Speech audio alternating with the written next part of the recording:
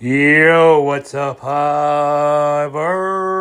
Hope everyone's good on this 3-Tune Tuesday. Happy 3-Tune Tuesday, everybody. The weeks just seem to fly by faster and faster and faster and faster, to be quite honest. This week, I'm picking three releases, three artists, three different albums, three different songs, three different bands. All from the, I'll call it alternative rock scene. Albums released between 1994 and 2010 from three very different bands. All play, drums, guitar, bass, they're all bands. But different styles, different corners of the alternative rock universe. And the thing linking them together is the different levels, but they all had mainstream success, and they were all released on independent labels. I think all three of them, at least two of the three, ended up going to a major record label for their next release.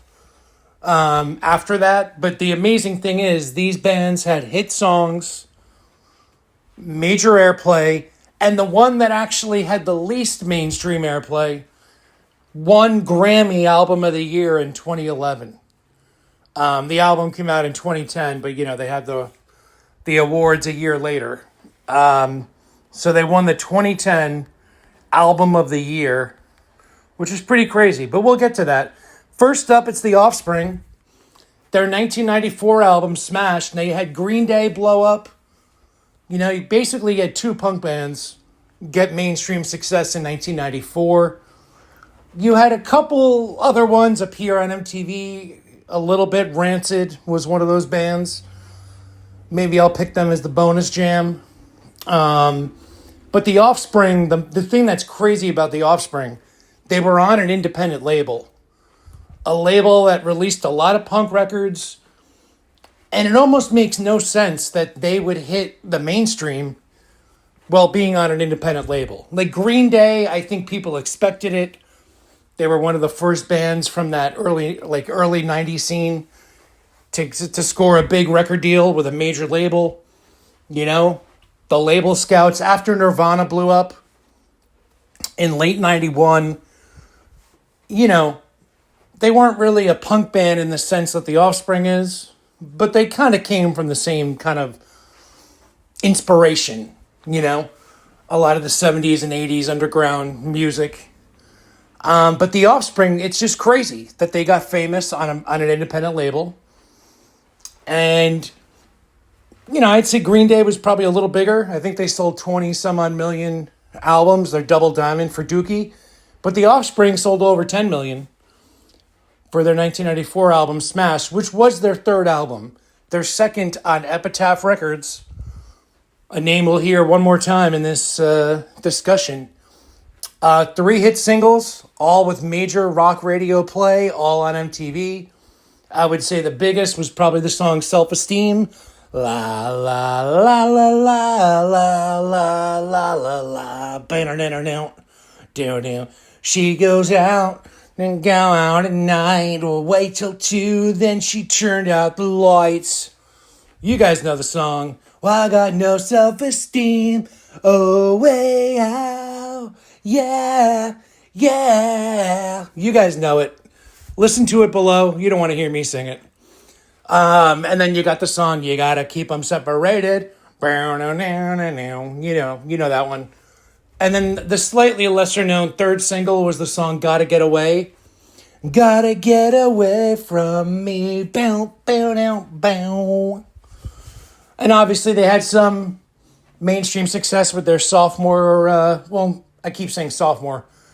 They already had a couple albums out. But their next album, they went to a major label. The song Gone Away was the big single. Definitely got some radio play. Definitely some MTV play. But very similar to Green Day in the sense that their follow-up was kind of a flop in comparison. Their next album, was pretty huge in the pop scene. Pretty Fly for a White Guy was like a pop hit. And then you had Green Day, same thing, put out an album in 94, Dookie. Their follow-up totally bombed commercially in comparison. And then their next album, they had a huge hit again. So it's almost like they had an album in between. And people probably thought, oh, that was a, splash in the bucket. Punk's not going to be mainstream. It was it's still an amazing accomplishment to have an album with 3 big hits. You're not a one-hit wonder, but you're a one-cycle, mainstream accomplishment. But no, they came back in 97, 98. And, both had kind of put out albums pretty close together. And then Offspring did, I think, fall off. You had Green Day come with American Idiot in 2004. Biggest selling album of the the Y2K decade. Talking about just bands, not hip hop or pop. But in terms of like rock and roll, you got to give them credit. Green Day ended up in the opening spot for Blink-182, and people were like, it makes no sense. How is Green Day like not the main headliner?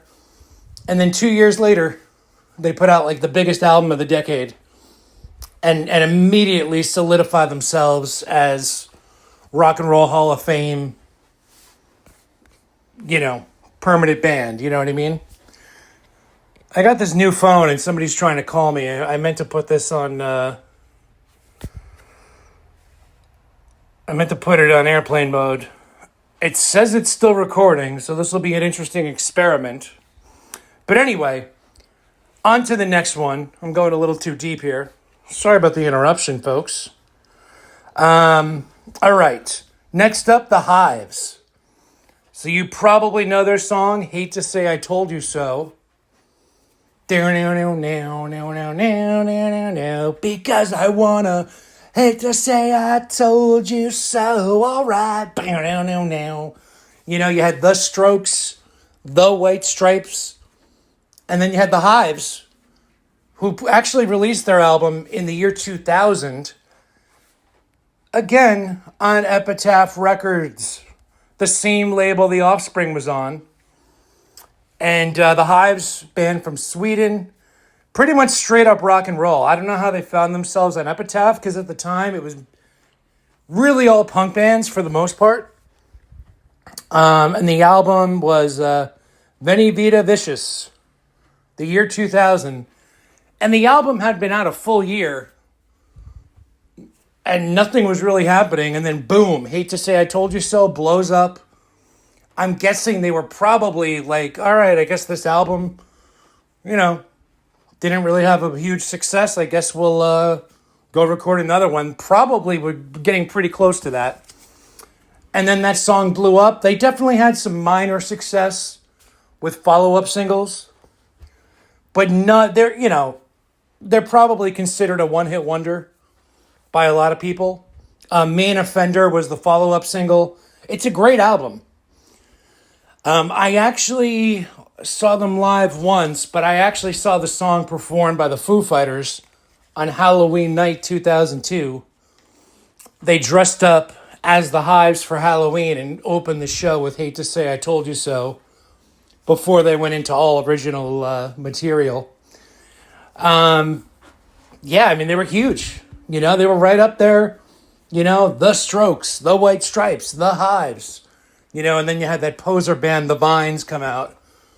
And there were a lot of other bands that were not as big as the Strokes and White Stripes. It's kind of funny. I mean, it was so... There weren't really memes as we know them today at the time. But you even had like a Sum 41 music video where they're doing a skit before the song starts. I've definitely shared it before. And you have the record label, president in the beginning like, numbers are out. You got to change your name to the Sums. I mean, it was literally like that known in the pop culture that like this was a thing, So definitely considered a one-hit wonder on the mainstream front. But again, a crazy accomplishment. You have an independent label, the best independent label of the 90s because, again, honorable mention, maybe I'll include them below. The band Rancid had every major label making them an offer, saying they're not just the next Green Day or Offspring. but they're the new Clash. And all you got to do is sign the record deal. We're going to promote the hell out of you. You're going to be the new Clash. You're going to have your next 5 albums are going to be huge. And they ended up staying on Epitaph Records and then actually had a lot of success. Made it to Saturday Night Live. Not as big as Green Day and the Offspring, but again, shout out to Epitaph Records for the ability to just keep up and actually like make millions of albums and promote their bands, you know, to where they can keep up with the mainstream labels. You know what I mean? And all right, so next up, that'll be the bonus jam. I'll put in Rancid, Out Come the Wolves, 1995. Again, they weren't huge like the other 3, but I think they were big enough that they can kind of fit into the list. All right, next up, it's the Arcade Fire. Very different vibe, different label. They were on a label called Merge Records. I don't know much about it, so I'm not going to get into the history of the label, but definitely independent release. This band was already on the map with their earlier records. Their debut album, Funeral, from 2004. They were on a couple soundtracks. And then they had a follow-up in 2007 called Neon Bible, which, again, they were very big in the independent scene. So their third album comes out, The Suburbs. I remember hearing the song Ready to Start on alternative rock radio, track 2. That's the song I'll pick. I don't think I gave you a song for the Offspring when I went through them. I'll surprise you. I'm gonna pick one of the 3 singles. I'll try to mix it up. And then for the Hives, I'm going with Hate to Say I Told You So, obviously. But yeah, I'm going to go with Ready to Start from the Arcade Fire. And again, this was a different time. So this was like 2010, 2011. So MTV was no longer what it was in the 90s or early 2000s. You know, I remember the Hives video being played nonstop in 2001, 2002. You know, the Offspring were all over it. By 2010, 2011, they weren't really playing much music at all. So it's hard to compare those details, but they definitely got play on mainstream radio, alternative radio. But this is the kicker. So they sold less albums than the other 2 on the list, but they won Album of the Year at the Grammys. For 2010, they beat Lady Gaga, they beat All the Pop, they beat the Foo Fighters. Again, not alternative rock album, not rock album of the year. The Foo Fighters won that year. Arcade Fire won album of the year. I remember they went to Lady Gaga in the crowd and she looked like shocked. So very random and strange for a band. You would think they'd win like rock album of the year. But no, they just won Album of the Year, the biggest thing of the night. Pretty wild. Pretty wild. So again, you know, it's very rare for an independent artist. You've seen it a little bit over the last, 10, 15 years in hip-hop with a couple names, but you really don't see it much. You know, some independent artists, pop up every now and then. You know, you definitely had some bands in like the 2000s from the indie scene have some mainstream, alternative radio, rock radio success. There was this period of time where you had bands like The Kills, Metric, bands that would get some play on the radio, on alternative radio, and by that time satellite radio was pretty big. But they were not like huge successes like the Offspring and the Hives, where they're literally just, everyone knows the songs. You know what I mean? And the Arcade Fire, I think a little less known, but I think winning Album of the Year kind of makes the case. Like, wow, that's crazy. They won Album of the Year. And I think the Grammys is political and kind of a joke in general.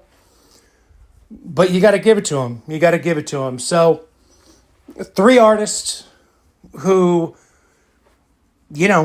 unexpectedly, out of nowhere, just had huge mainstream success from an independent label. And shout out to Epitaph Records, 2 out of the 3, plus our bonus jam.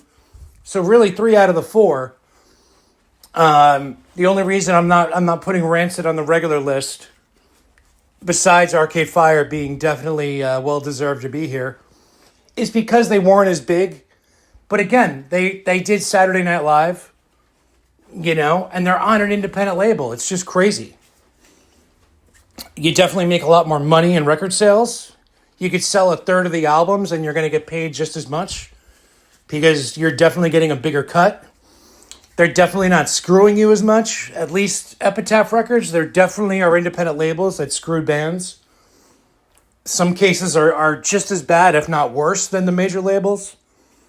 But Epitaph Records seems to be a label that really looked out for its bands and somehow was able to support a band selling 10 million albums in 1994, helping the Hives in 2001, 2002, and then the Arcade Fire, just coming out of nowhere, winning Album of the Year. So you can definitely make it on an independent label.